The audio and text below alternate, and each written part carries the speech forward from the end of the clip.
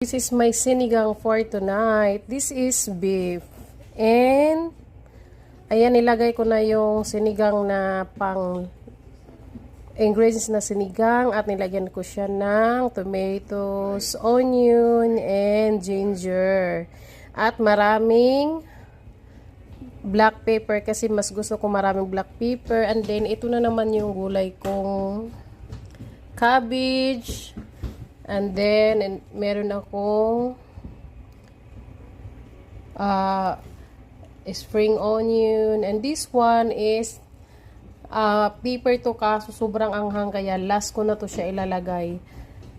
At ito, meron din akong dito, ito,